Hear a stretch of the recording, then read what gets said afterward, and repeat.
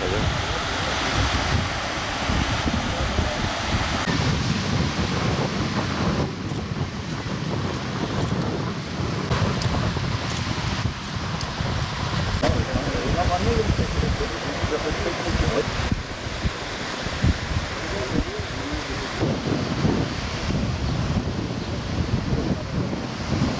Alalım mı tarafa? Dünya Kahvaltı Günü deyince ilk akla gelen kahvaltılardan Van kahvaltısı akla geliyor. Bugün bütün Vanlar, ister Van'da, ister Van dışında, herkes Van kahvaltısında dostlarıyla bir araya gelip bu geleneği, bu kültürü yaşatmaya çalışıyor. Biz de misafirlerimizle birlikte Van Denizi'nin kenarında Güneş Kenti Van'da Van kahvaltısında bir araya geldik. Bu geleneğimizi yaşatmak için gayret gösteriyoruz ve bütün Vanlıları da bu gayreti göstermeye davet ediyoruz. Van kahvaltısına sahip çıkan herkese de teşekkür ediyorum.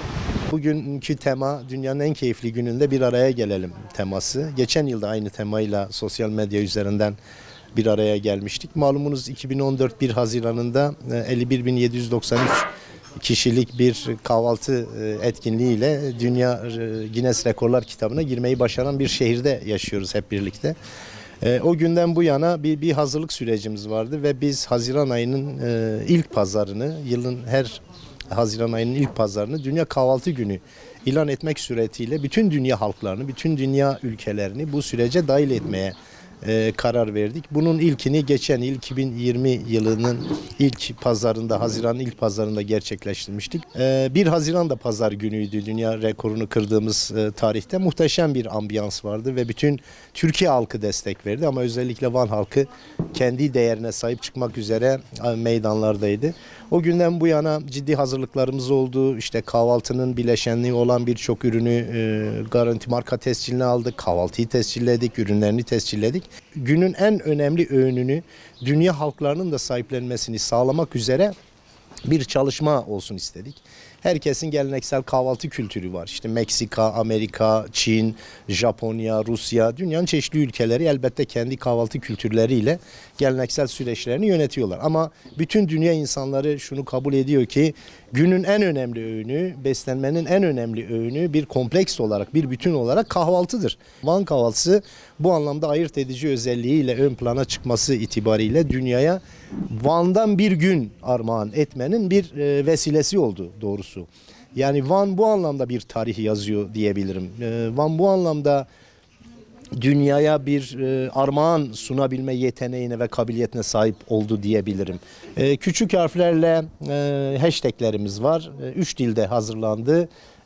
Türkçesi Dünya Kahvaltı Günü hashtag'i, Kürtçesi Roja Taşlıya Cihani, İngilizce'de The World Breakfast Day hashtagleriyle bugün saat 11 gibi insanlar kendi evlerinde, iş yerlerinde, ofislerinde ya da cadde sokaklarında kendi geleneksel ürünleriyle bir paylaşım yaparak bunu dünyaya mal etme çabası içerisinde olmalılar.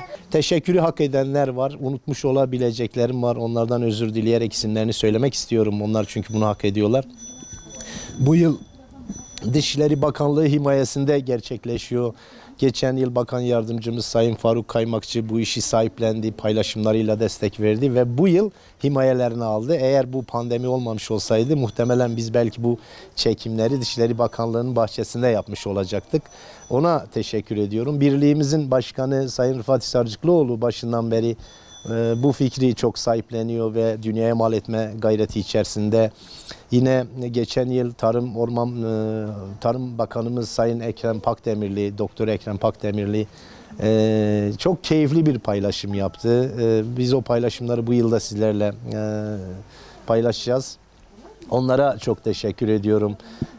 Kentte bu işe sahiplik eden başından sonuna kadar 7'den 70'e herkese, valiye, milletvekillerine, bürokrasiye, Van bürokrasisine çok teşekkür ediyorum. Merkezi.